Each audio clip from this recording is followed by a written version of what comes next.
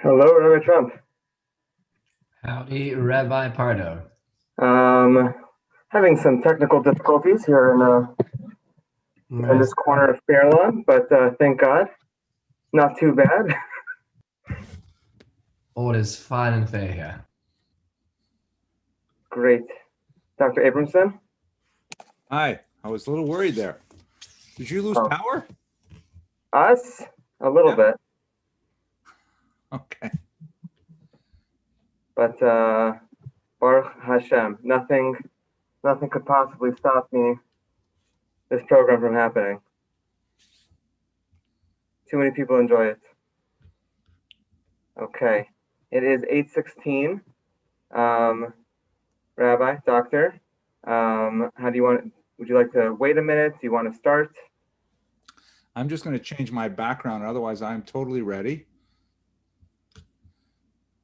Just going to, because some of the stuff we're going to talk about tonight is probably going to be a little controversial, so it's better if I change my background, I think. This associate for sure. Hang on a sec. Here we go. Background. I'll choose something that is a little bit more neutral. That's fine. That's fine. There we go. Okay. What could be more neutral than the Dead Sea Scrolls? Yeah. Those certainly were without controversy.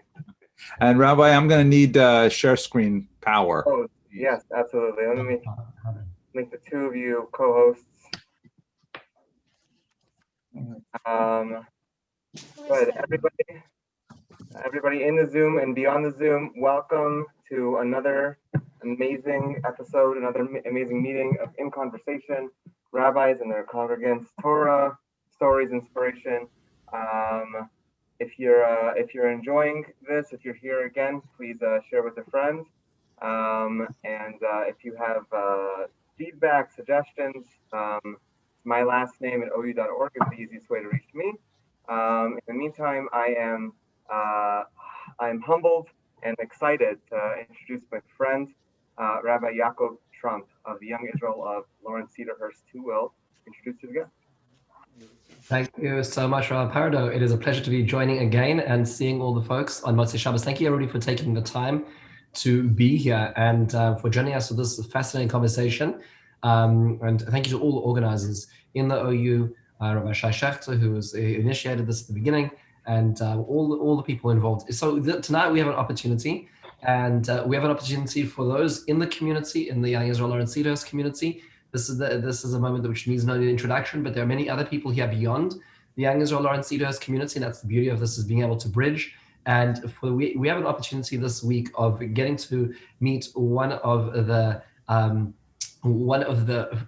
fascinating and proud members of our community, Dr. Henry Abramson. Dr. Abramson is, if I were to spend the time reading the entire bio, it would take our entire session. So what I'm going to do is I'm going to give the short and long of it. Dr. Abramson is the dean of two of Toronto's schools and excels not only in just his organizational leadership, but also in his educational leadership. I believe that Dr. Abramson is the only person, one of his claims to fame, many claims to fame, is the only person published by both Feldheimer and Harvard University Press. As a person who's able to bridge worlds, be able to connect, and believes strongly and firmly in the education in Jewish history for free. And he is across multiple platforms with tens of thousands of followers across the world, is able to influence and guide and educate the Jewish and non-Jewish people alike in this very important education and discipline, specifically at a time when there is so much, unfortunately, which is relativism and revisionism. It is a great pleasure. Dr. Abramson, thank you so much for taking the time this evening to join in this conversation. Rabbi, that's so kind of you. Thank you for the introduction. But you know, when the rabbi says jump, I always want to say how high. Well, let's jump straight into. You know, I've been thinking about tonight when we talked about this. I think we discussed having a conversation. We were chatting in November time, the beginning of November, and we said, when we were thinking about this time, we said, well, no, this week is a great week because it gives us the opportunity of talking about Messiah and false messiahs specifically. The 25th of December has just passed. We're in the middle of Saturnalia. Essentially, there's so much to talk about. I want to just frame the discussion just very briefly and then jump in, because really I'm here to actually hear about from you, and we all are. Just one fascinating thing, and that is that Rabbeinu Nissim of Gerona once said a fascinating point, and that is that when there is a natural inbuilt rule in a system, sometimes there are collateral damages to that rule. So the example he gives is, let's say that you have any basic creature, whether it be plant form or a animal life form, has the need to eat, has the need to consume in order to produce energy to exist. Now, at the same time, that energy or that capacity sometimes can be a negative. So, for instance, you can have a human being. I mean, like, we're very vulnerable. You know, I don't know how we've survived for 9 months with our kiddushes at this point in time. But a human being, we go about 3 hours and we're already grumpy. We can't manage to get much further than that. So we have this inbuilt capacity to want to eat, but we eat all kinds of things. We eat things which aren't good for us. We eat too much than is good for us. We can't turn to God and say, God, how could you make us with a destructive capacity to eat too much? Because the main function of it was to actually sustain yourself and exist. And it happens to be that sometimes that will be misappropriated in a negative form when it's overdone or recalibrated in the wrong way. And I think that perhaps tonight's discussion is one of the most fascinating discussions because of the axioms of Jewish faith. There are many which many people over different stages of history have disagreed with. But the axiom that we're going to be talking about tonight is an axiom which actually is not something which people disagree with. It's that they reappropriate it. There's the idea of believing in Messiah, not Messiah per se, but the Messianic era, to be more specific, as the Rambam codifies it, is something which is so central that Rav Kook says it's actually the underpinning of all of Jewish history. The fact that there is a destination to history is a necessary ingredient to getting to the end of history. But at the same time, the danger of that is that aspiration also sometimes comes where you can eat in the wrong places or eat the wrong things or too much. And we've seen the destruction that's yielded. That does not discredit the immense importance of the Messianic age and the belief in it, perhaps the most well-sung of all Ani Maimons, but it does at the same time give us a little bit of a warning, a little bit of a pause. So perhaps tonight, as we discussed before, and let's jump straight into this. What your perspective as we start this conversation just about messiahs and false messiahs in general and their emergences? How would you begin? Okay, great. Thank you, Rabbi. Well, I prepared a Prezi, so I sort of structured my thoughts in advance. I hope everyone can see this image that says false messiahs, their impact on history. Just nod if you can see it, then I'll know that. We're good. You can see on the right, by the way, this is a prayer book written for the followers of Shabbatai Tzvi, one of the most notorious of the false messiahs in Jewish history. So the way I thought, when the Rav suggested that we speak about this topic, I thought about, 4 of the most prominent false messiahs in Jewish history. And, I tried to look at it from the perspective of a historian studying an anthropological unit, so studying a sociological unit, a group of people, specifically us, the Jews, and seeing what the damage was by following a false messiah. That's really sort of like the question I wanted to answer through each of these 4. And ironically, I figured out words that all start with the letter D, so we can have a little bit of alliteration: division, destruction, depression, and devastation. And so with your permission, Rabbi, what I thought we would do is, why don't we look at each of these 4 really big periods of false messiahship. And I think the historical introduction will provide sort of a launch pad to discuss how they are illustrative of these 4 deleterious, pardon another D word there, impacts on the Jewish community. Does that sound okay to you? Fantastic. I mean, it sounds climatic over here. It sounds like we're going in a very dark route here, but let's jump straight in. Well, I'm hoping that you're going to give the Geula message at the end. That's really what you're paid. Historians always talk about the past and all of bad things that happen. I'm stepping on the delivery, Dr. Abramson. D is delivery. Very good. Okay, so obviously the elephant in the room is, here we are. It's December 26th, and we're talking about false messiahs. And this is an organization that is founded on the principles of Orthodox Judaism. So the first individual that we should look at for our purposes is, of course, Jesus.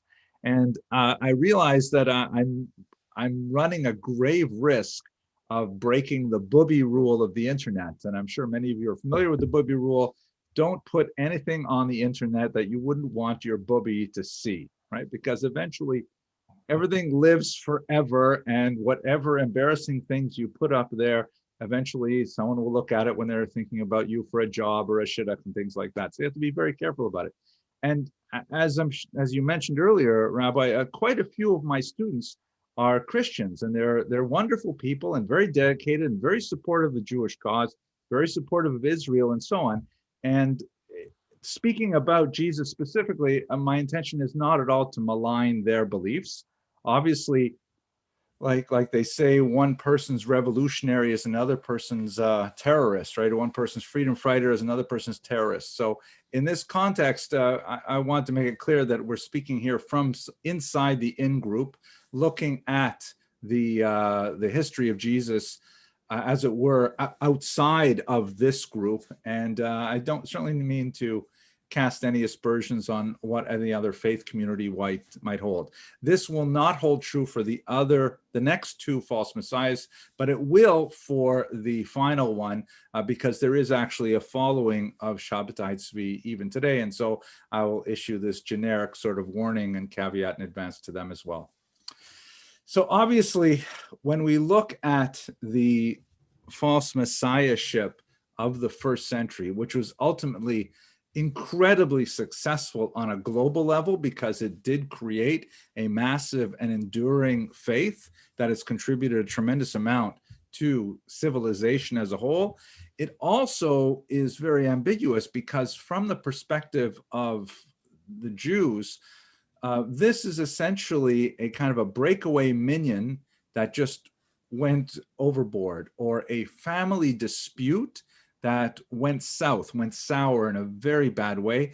And by the time there was some reflection on what the implications of the split would mean, it was far too late to repair that split. There's a lot that we can say about the actual evolution of Christianity away from the synagogue.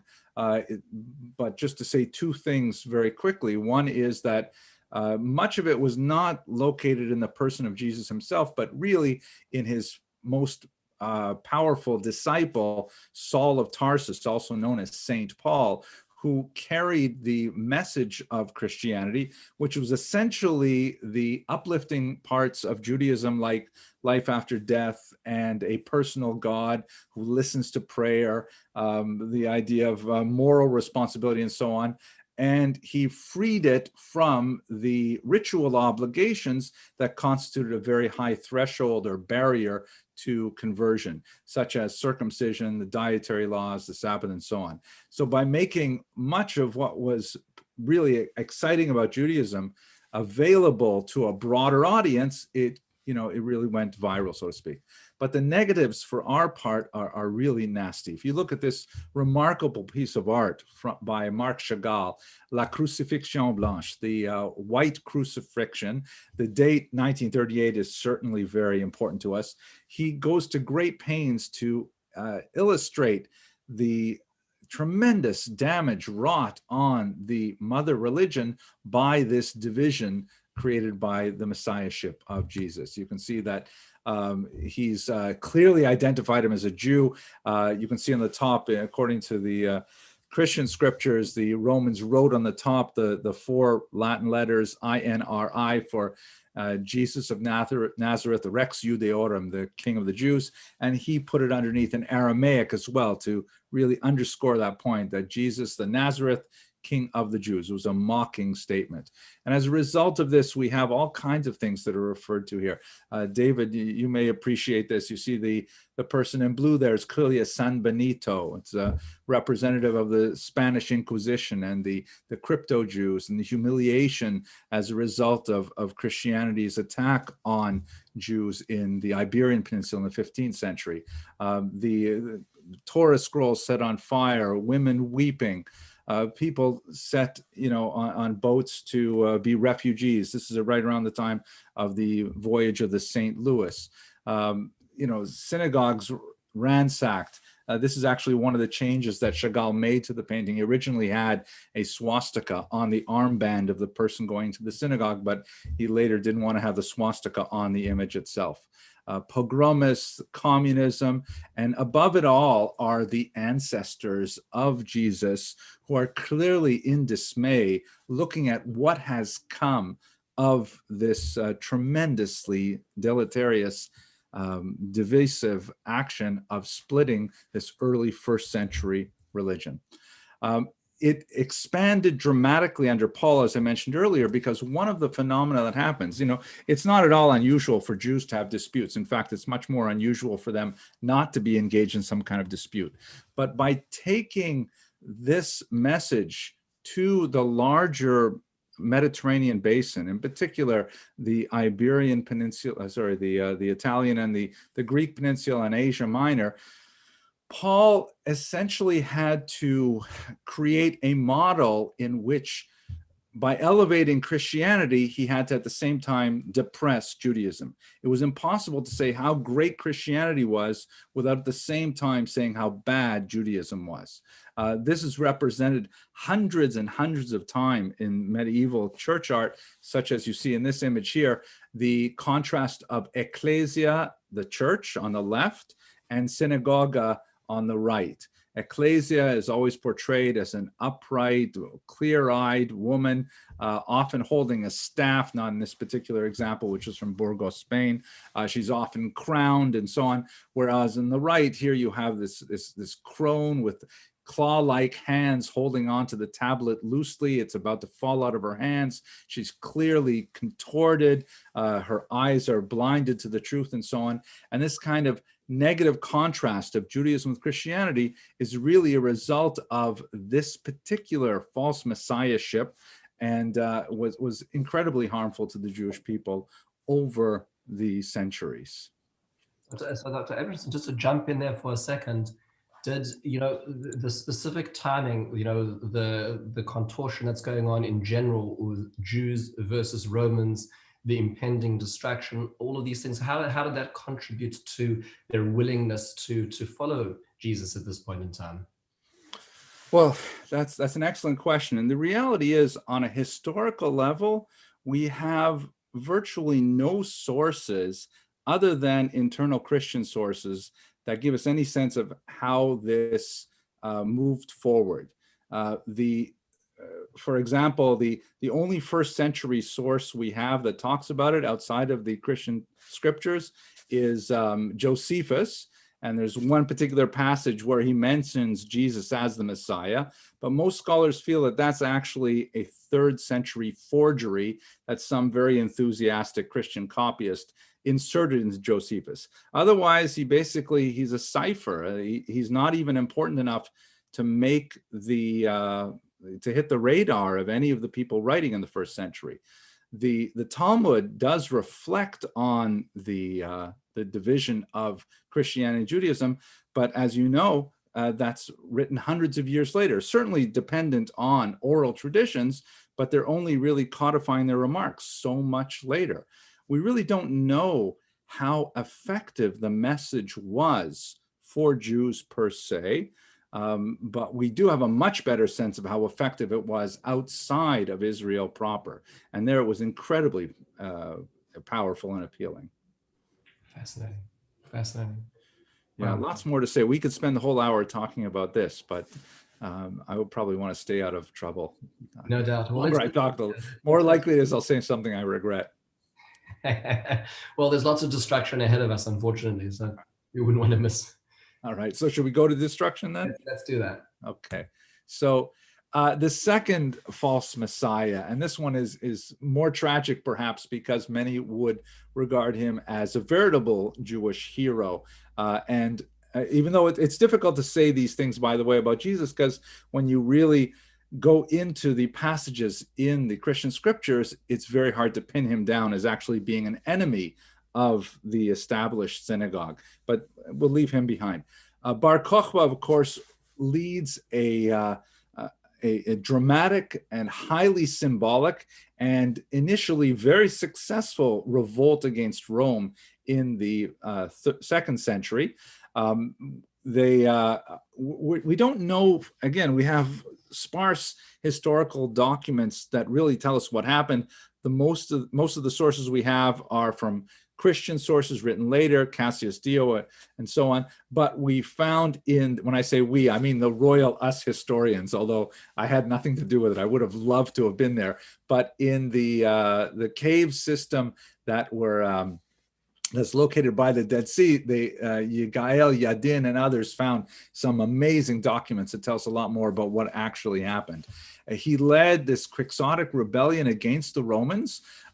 Unlike the first revolt in the year 66 through 74, which was riven by internal infighting by various zealot groups, and a lot of the Jews simply tripped over each other with misplaced sinas chinam, with baseless hatred, and were unable to unify themselves against the Romans, although they did, mount a rather remarkable defense.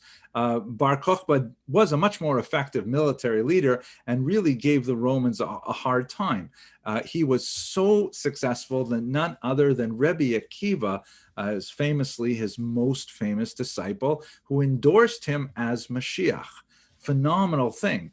Of course, Yoshua ben Torta, one of his interlocutors, disagreed and said that Akiva, grass will grow from your cheekbones before Bar Kokhba is the Messiah.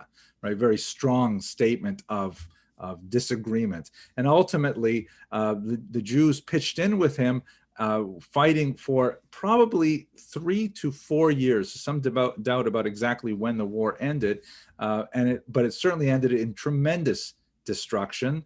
The destruction of the final camp at Beitar, it was so horrific that it was actually enshrined in our benching. It is in the blessing Atova Ametiv is in memory of the last massacre of the Bar Kokhba rebels, and the backlash against it was absolutely horrific. With the martyrdom of Rabbi Akiva, the Asara Haruge Malchus are especially associated with this time. It was a terrifically horrific time for Jews that really resulted in statelessness and even more persecution from the Romans. Just to show you these images, because they are quite remarkable, one of the chutzpahdik things that the Bar Kokhba rebels did is they seized Roman coinage like this silver tetradrachm, or in Hebrew, a sella, and they simply heated it up and re-stamped them with Jewish themes. So it says in Paleo Hebrew, Shimon Bar Kokhba, the Nasi Yisrael. On the left, you see the Beis HaMikdash, and on the top of the Beis HaMikdash is a little star, which is the reference to him as Kokhba, the star. His actual name, by the way, was actually Kosiba, but Rabbi Akiva coined the Kokhba sort of pun. And his detractors called him Koziba with a Zion, meaning the son of a liar. And on the right, there's a lulav, and we know from the documents that were found in the Cave of Horrors and the Cave of Letters that he actually was very religious. They found, for example, a lot of letters that specifically organized the distribution of lulavim and esrogim for Sukkot. We found lots of clothing there that had material for tzitzis, including what they thought was techeles, but what chemical analysis indicates it was actually forged techeles, which was a known problem in the time, and some other fascinating, highly religious elements. My favorite, by the way, is the Babatha Archive, which is an amazing trove of about 34 documents that are the precious personal documents of a woman who hid out with the Bar Kokhba rebels in their last stand in these caves, and she died there. But she was engaged in a dramatic custody battle over one of her sons, and an inheritance battle over some date palms, and she kept all of the legal correspondence that she had been involved with in these things. So we learned the whole scope of her legal life as a result of the discoveries in Bar Kokhba's caves. But to sum up and keep us on track with our agenda, Bar Kokhba's rebellion had a lot more religious endorsement, and yet it was something that on a political and military level, there was no way it could possibly succeed. They were perhaps thinking back to the glory days of the Maccabees, and by pushing the Jewish community in that direction, the reaction from the Romans was so horrific and possibly made our exile even longer as a result. It's phenomenal. I mean, it's so sad. Yeah, essentially, since we're roughly in the 130s, since then until 1948, there's not been sovereignty over any part of the land of Israel by a Jewish court. That's unbelievable. Do you see, Dr. Abramson, have you noticed any reflections on Bar Kokhba, Shimon Bar Kokhba, viewing himself as the Messiah? We hear about Rabbi Akiva's perspective. Is there any record of such a perception? No, although there is the frequent use of the term Nasi for Shimon Bar Kokhba. And there are some scholars who suggest that that term Nasi has messianic overtones. He actually used it before Rabbi Yehuda HaNasi used it. So he may have even sort of coined the uniqueness of this particular name. But the documentation that we have on Bar Kokhba does not indicate his personal orientation to this. He definitely was an imperious commander. As the Rav knows, there are passages in the Talmud in which one of the ways in which he would test the mettle of his conscripts was by having them remove a digit from their hands, which is, self-mutilation, kind of like, you imagine the mafia doing things like this. He was terrifying. And the rabbis got him to give that up by saying, listen, why don't you try something a little bit less drastic? How about you just have them like rip fully grown trees out of the ground with their bare hands? If they can do that, will you accept? And he says, yeah, that'll be fine. And they get to keep their the digits that way. And although that's a Talmudic depiction of what kind of person it is, it certainly does comport with what the letters say, in which he's ordering people about and very sharp and harsh and unforgiving in his military rule. He definitely would have been a ferocious leader and a feared warrior. He inflicted phenomenal damage on Hadrian's troops, so much so that when Hadrian reported to the Senate, on the Roman Senate, on the progress of the war, he famously omitted the traditional passage in which he always says, "I and my troops are well," because Bar Kokhba had made it so that his troops were definitely not well. They were suffering by the attacks from these guerrilla warriors. Fascinating. So it just seems that his emergence as this potential Messiah is in a different type of vein than perhaps the previous person. Where we Definitely. See the initiation is military, and then coming along with that success militarily is a curriculum, which also, I guess, speaks to the idea of Messiah or Mashiach being different to different people. To some people, Mashiach at this stage would have been a military success or sovereignty, and perhaps different stage of the history looking at Mashiach differently as well. Yeah, I think that's a very valuable contrast. And I think one of the fascinating elements when you look at these two figures side by side is that, Jesus, he never really stepped over the line, at least reading the texts we have outside of the Talmud. Talmud has a lot more, unequivocal statements of his what's the right word? His illegal activity, anti-halakhic activity. But just reading the Christian scriptures, we have them, he doesn't step over the line, but he constantly walks up to it. And he speaks back to the rabbis with statements like, was the Sabbath made for man or man for the Sabbath? Right, which is kind of like a chutzpahdik thing to say to a rav. I would never say that to you, Rabbi. And I might say to you, when are we going to have Kiddush again? But that's about it. So, but by contrasting that to him to Bar Kokhba, who was like staunchly religious, he was like, the rabbis talk about them going out to war wearing tefillin, and hordes and hordes of tefillin were left behind by the massacres and so on. So they were definitely their religious bona fides were impeccable. Fascinating. Wow, this is unbelievable. Let's move straight forward. What's next on the agenda? Depression. So This one's also thinking of Rabbi Pardo with his tremendous lineage. David Reubeni, not a very well-known figure, but a fascinating one who emerged in the 16th century. He was an unusual figure and a very striking individual. He was apparently a small person, like, you know, the older term for this would be a midget, very dark-skinned, very unusual, but he walked with tremendous, you know, self-assurance, and he was able to parlay his story into actually meeting with popes and kings and emperors, indicating that they should hand over the land of Israel so that he can initiate the Messianic era. I mean, it was overwhelming. He had so much phenomenal traction here. Now, he was not proclaiming that he himself was the Messiah. However, he proclaimed that his brother was the leader of the lost tribes and that they were ready to go back to Israel. And he was visiting Europe on this grand tour to essentially put all the politics in place. He found some very powerful backers, including the remarkable Benvenida Abravanel, who was one of the nieces of Don Yitzchak Abravanel, who famously gave him a great yellow banner, which unfortunately has been lost.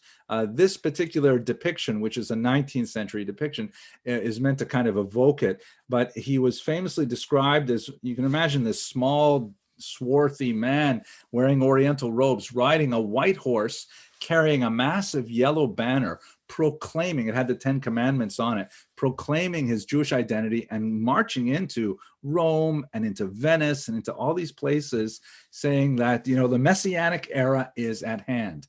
And part of the main reason why he generated so much energy, and especially from people like Benvenida Abravanel, was because this was in the immediate aftermath.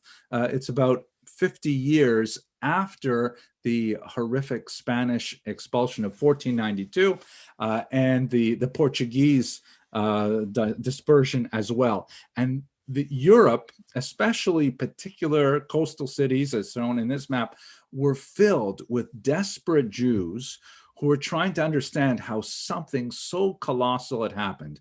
You know, it's very difficult for us to imagine the level of the psychic stress that was placed on Sephardic Jewry by the expulsion. If you can imagine, it would be like if the president were to declare that New York had to become Judenrein. It's like unthinkable. It's like we have established our roots here for so long. We are so deeply embedded in society, and to uproot us and force us to the winds, you know, with tremendous suffering and so on, you know, people were like, their heads were spinning and they're imagining this must be the Zman HaMashiach.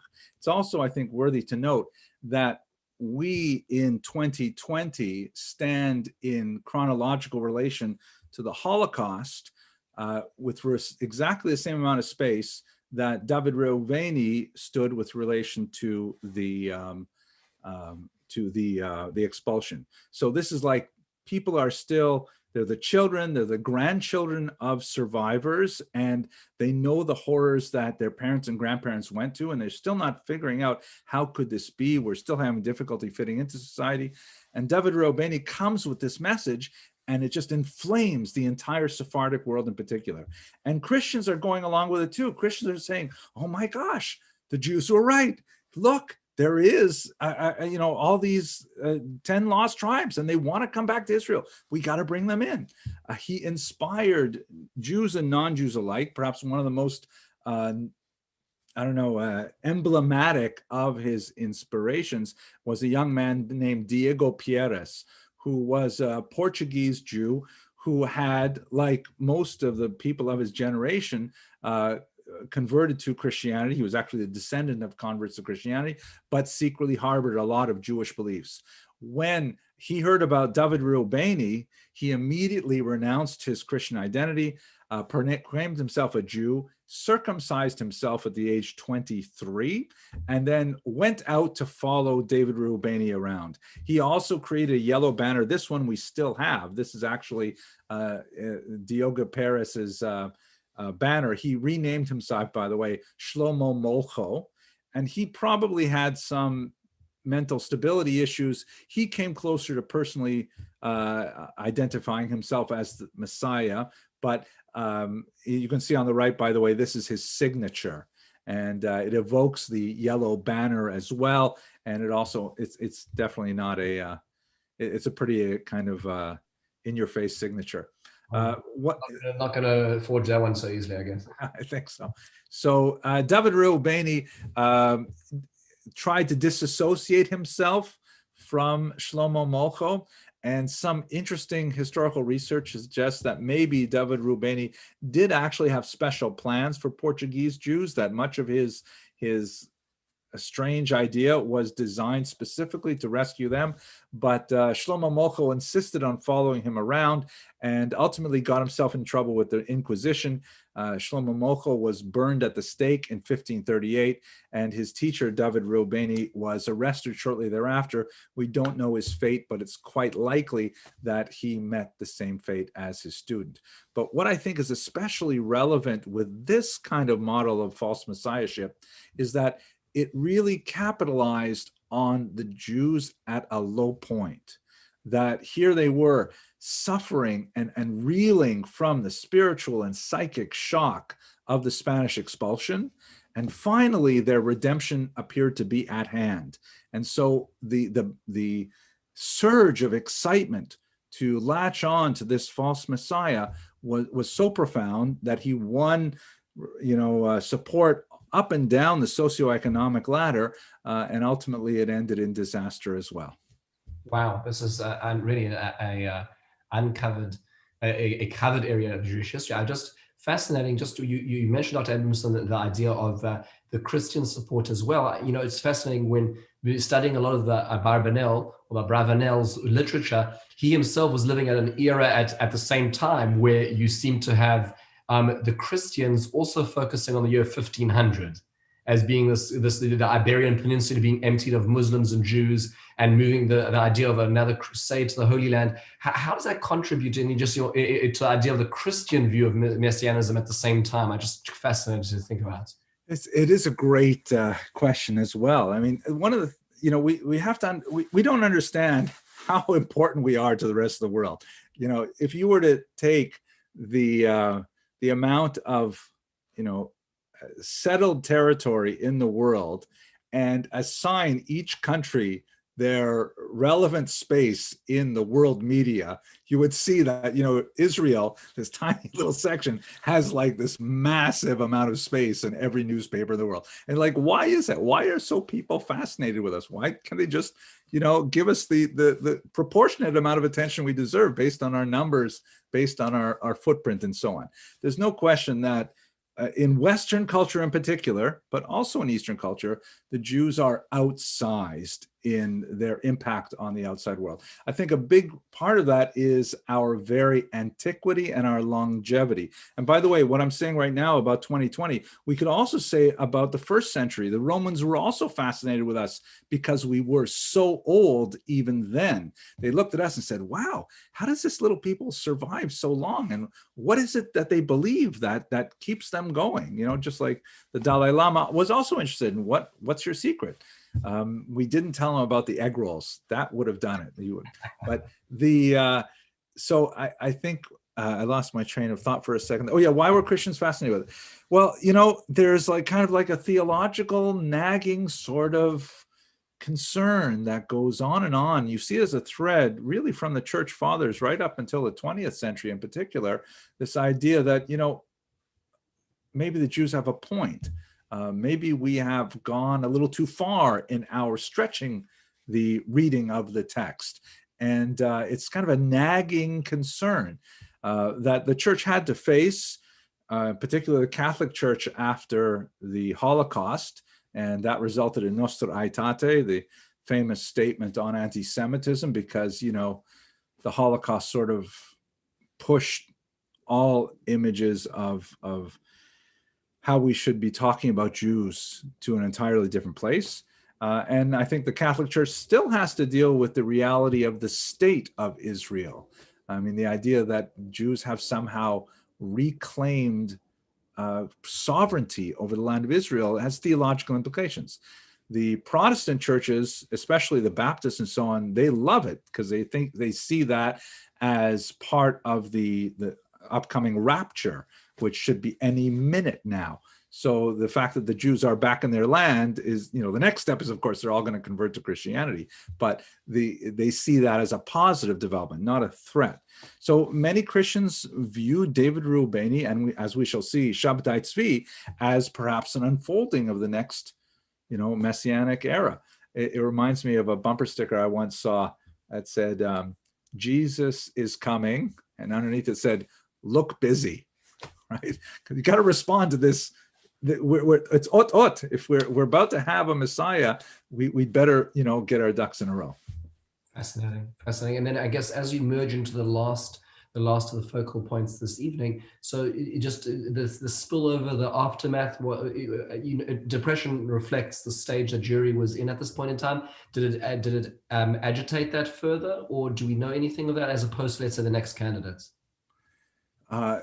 Yeah, I think it contributed to a definite decline in kind of the spiritual temperature. The tremendous renaissance that you see, for example, in Tzfat, right around this time, represents the apex of Jewish spiritual creativity. But by the time you get to the end of the 16th century, it's falling into some decline. It will decline still further, I think, with the last one. Shall we go to it now? Let's do this. Absolutely. Okay, very good. So, okay, moving forward a little bit, jumping ahead. Right. So this is, of course, Shabbatai Tzvi, who is perhaps the most well-known, the most iconic of the false messiahs in Jewish history. He was actually an incredibly successful false messiah. He was born in Smyrna in contemporary Turkey, and he showed at a very early age tremendous strengths as a thoughtful young man. He was sought after as a tutor, as a prayer leader. He apparently had a very beautiful voice. He was very charismatic and tall and good looking and so on. And he was the target of many a shadchan, although until later in life he refused all marriage offers.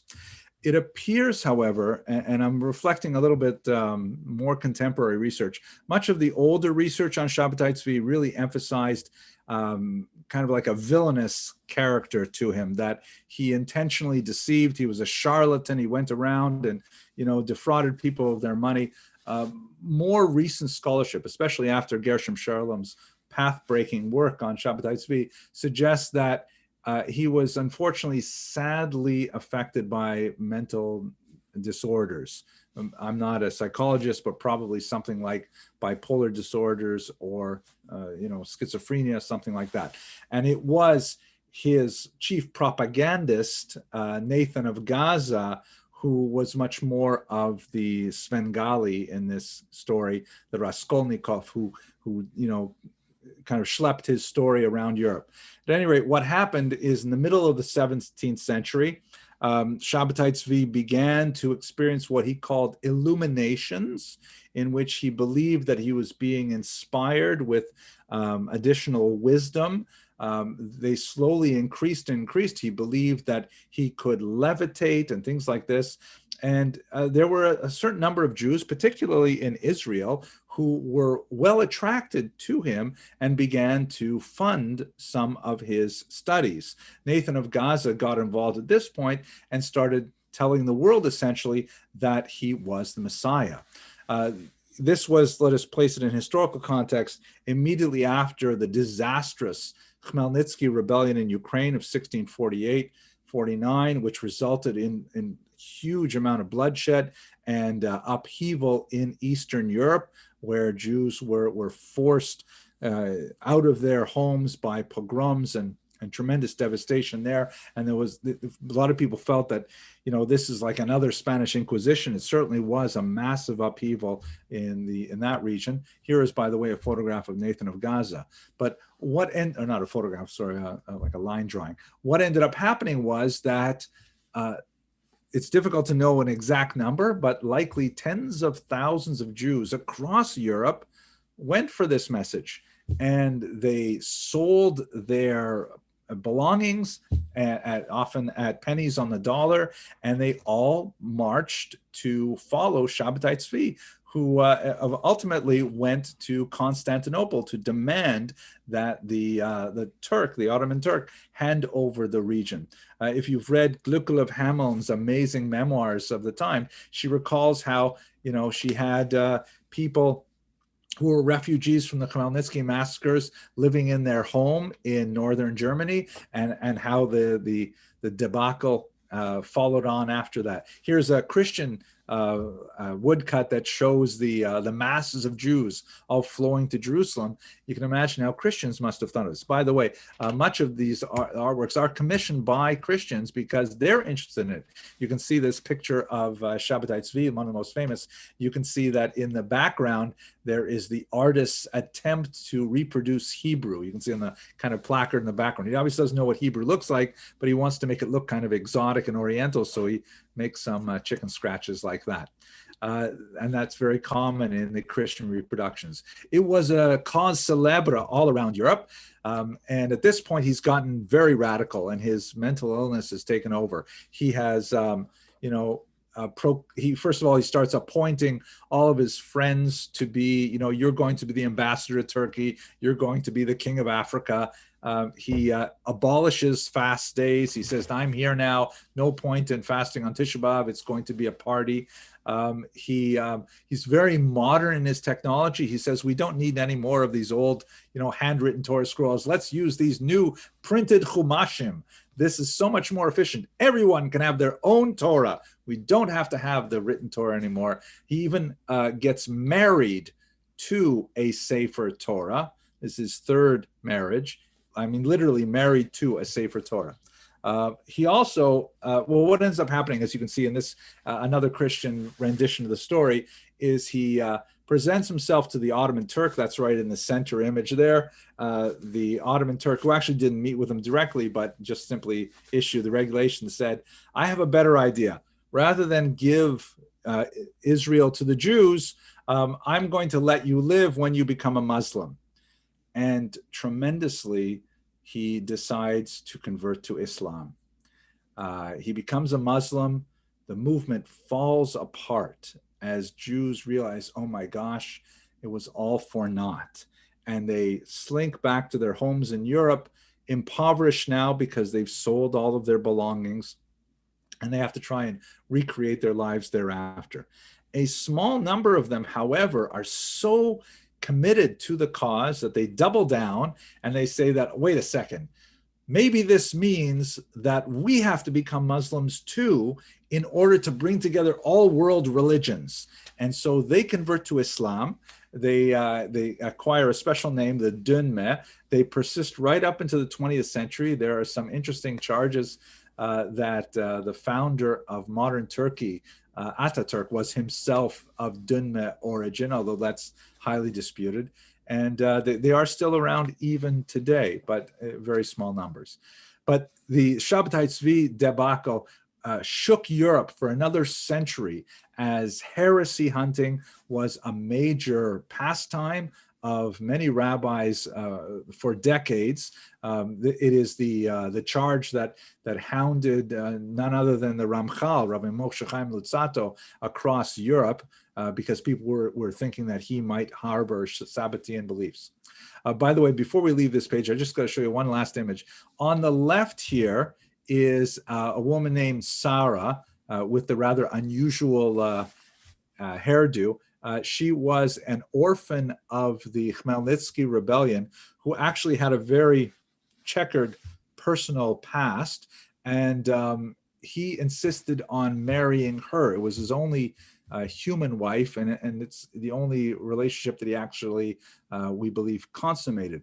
But what I especially like about this particular image of Sarah is that I think she was of profound influence on Natalie Portman, who played Queen Amidala here. And you can see that there's no question, there's an homage there to Sarah, the wife of Shabbatai Tzvi. I just wanted to point that out. I thought that would be valuable. Uncanny resemblance. Yeah, okay. All right, so that's my comments on Shabbatai Tzvi. Wow, wow. I mean, it just sounds like the reverberations were so intense afterwards. What are some of the other collateral damages or outgrowths you would say of the Shabtai Tzvi movement? Well, I think perhaps the most profound is what I alluded to at the end of my comments. There is that, you know, a whole new notion of a from test was introduced after Shabbatai Tzvi.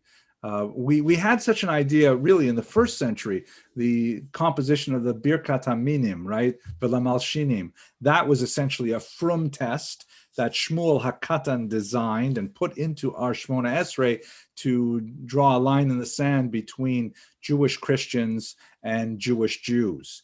And the same thing happened after Shabbatai Tzvi, but on a much more really a corrosive level.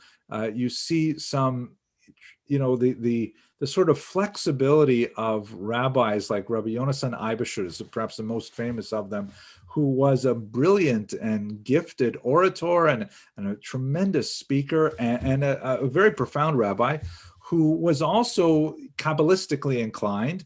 And he was the victim of a phenomenal, really a witch hunt of people suspecting that he was composing Sabbatean amulets for nefarious purposes. And so there was like this kind of like new ideology test that was introduced to the Jewish world that I think was basically, you know, not present before Shabbatai Tzvi. We became much more intolerant of each other. We became, and by the way, I would suggest that this also connects to the idea of the promulgation of text as well. You know, the fact that now we have a printed Shulchan Aruch, we know exactly how it has to be done, and no other way. You combine that with the fear of heresy, and it really changes, I think, a lot of the way in which Jews look at fellow Jews with less of a charitable eye, less, of a feeling of tolerance towards their practices and so on, in my humble opinion. Wow, I completely hear that. I mean, I just looking at now sort of the zoomed out picture. Now we've looked at that. This has just been so fascinating. These four distinct moments in history. But wouldn't you say something about the resilience of the nation of Israel through all of this? Meaning, if you think about it, you know, these are examples, and they are noise of false messiahs who buffeted us and ultimately caused tremendous damage. But let's think about, you know, the fact that we're still here and we're still believing in the belief which itself caused us so damage. What's your perspective on that? Well, that's a great question. It's a brilliant question, actually.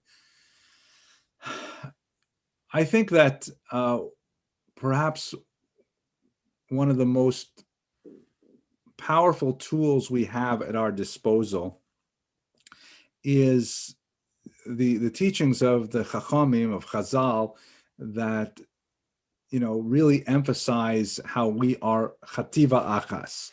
We are one people, and that we will ultimately make mistakes, and parts of us will go astray, but they afal pichein Yisraelhu, they remain Jews. And if we are to retain our very existence, it's important for us to realize that at our common root, despite our ideological differences, which may be expressed, as we've seen, in religious differences or in political differences, like with Bar Kochba, they are things that we can overcome by recognizing our shared heritage. And I would hazard that our survival is directly proportionate to the degree in which we are able to see that larger vision of unity beyond the immediate obstructions of disunity. Well, that was so poetic, I thought. That's very beautiful. That is beautiful. And maybe we should just close with that, is that despite all these incredible difficulties throughout Jewish history, that we do await that age and time when we do see with clarity the coming of Mashiach, the unity of the Jewish people, God willing. Thank you so much, Dr. Abramson, for taking the time this evening with many people, tens of people here in the room and on YouTube and beyond who are watching and enjoying us. Oh, that's a tremendous chus. Is the protocol to take any questions? I think I see some things in the chat, or do we sign off at this point? You could go ahead and answer questions that you've seen in the chat, or if anybody wants to unmute themselves and raise their hands, that also would be perfectly acceptable. So here, I have a question here. Rabbi Pardo suggests we add disastrous. And then afterwards, so did everyone believe he was the Messiah or only Akiva? So this must be referring to Bar Kokhba. Obviously, on the coins, he is a president or leader. I do not see Mashiach. It's an excellent question. I don't know what data exists to answer the question because, I mean, well, actually, maybe I would take it this way. If Rabbi Akiva endorses someone as Mashiach, that's pretty good for me. I mean, I would take that endorsement very seriously. And if we can look at something a little bit sideways for a minute, this is kind of like an interesting debate on what happened to Rabbi Akiva's 24,000 students. The Gemara says that the 24,000 students who died right around this time died of askara, which is usually translated as diphtheria. However, the letter of Shvira Gaon, a very important rabbi living in Babylonia some centuries later, he doesn't say they died of a disease, a communicable disease. They died of persecution. I forget the exact Aramaic word he uses there. But it would not be so bizarre to think that Rabbi Akiva's 24,000 students had followed him in their support of Bar Kokhba as Mashiach and joined his forces, because you imagine all these young men of military age all dying at the same time. It's hard not to imagine that they were the victims of the Roman onslaught. So I think it would be very reasonable to imagine that many Jews believed he was in fact Mashiach, like Rabbi Akiva. Rabbi Akiva also was, at the end of his long life at this time, he's a figure of tremendous importance and authority. And if he stands up and says, I believe this is the Mashiach, wow, that's a huge endorsement. Actually, just to add to that, just a fascinating point is that the Gemara does say they died of askara, which seems to be a breathing disorder or a disease of sorts. It is interesting that when a person who is killed by crucifixion dies of asphyxia, where their muscles go into spasm, there's not enough oxygen to be able to support their muscles, which are in spasm, and after a short amount of time, they actually suffocate to death, which means to say that it actually relates to perhaps the way the Gemara may have coded that description itself. Anyway, just fascinating, a lot of interesting research supporting exactly that point. Fascinating. Martha, Rabbi Pardo, did you want to take over the questions, or should I just read them as I go?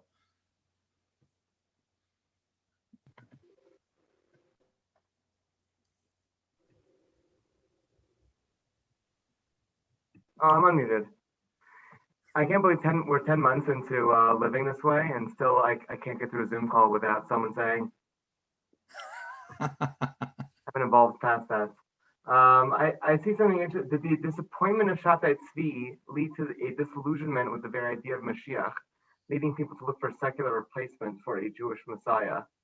Before you answer the question, I'll throw in, maybe it's compound, because you mentioned Gershon Sholom's groundbreaking work on Shabtai Tzvi. Gershon Sholom, he invested everything in the impact of Shabtai Tzvi. Ad kedei kach, the emergence of Chassidus, the emergence of the Skala, and Zionism itself. We could chalk up the settling of the state of Israel and every major ideological movement since Shabtai Tzvi to the rupture created by Shabtai Tzvi. I know that's been debated only since Gershon Sholom passed. I'm told that no one wanted to disagree with him to his face, but that's what Dr. Berger told us. But so that's, yeah. So how do you think the Shabtai Tzvi Bisman is that? So I think there's a lot of value in Professor Sholom's approach, and I would be afraid of ever disagreeing with Rabbi Dr. David Berger.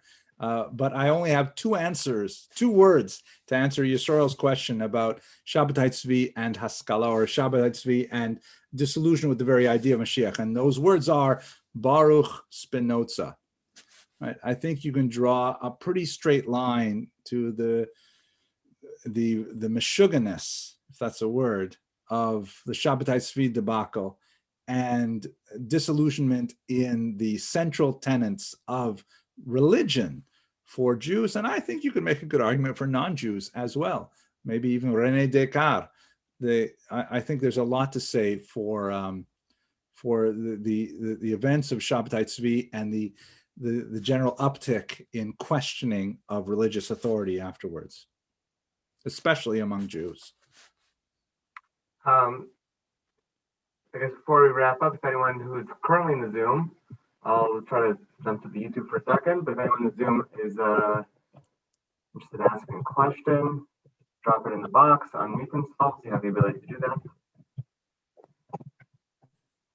While I'm checking the YouTube, I'll add, we're talking about, I shut up, but I heard my name so many times through the presentation. Resisted the urge. You mentioned my ancestors. So Professor Jonathan Sarno one time pointed out to me all of the early shuls in America, all the original shuls in America. First off, obviously, all of them Sephardic, Spanish, Portuguese. But more interestingly, they all have names like Shearith Israel and Mikveh Israel, and I'm forgetting the other ones that easily, Googleable. They're all messianic.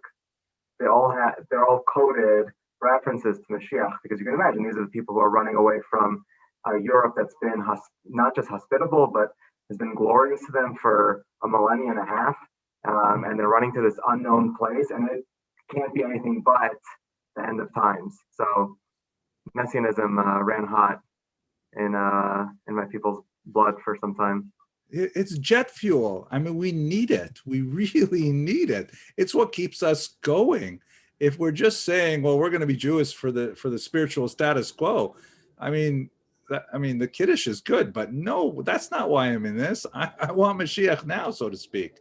It is really it's the juice, as my kids would say. It's the sauce. Rabbi Trump, any final words before we wrap up? This has been just really illuminating, and I think obviously this is the beginning of much more discussions. I think that also to think about the positivity with which you closed Dr. Abramson beforehand, is that the ability of being able to go through this and come through this with more, having emerged out of this more positive, and perhaps and knowing that we can get through this. There is ultimately an end to this, which is why it's so essential. This is part of our belief. Thank you so much for really taking the time. Rabbi Pardo, thanks for putting us together, and everybody for being here. Thank you all, and Bez Hashem, we'll see you next week. Okay, thank you again. It's been an honor.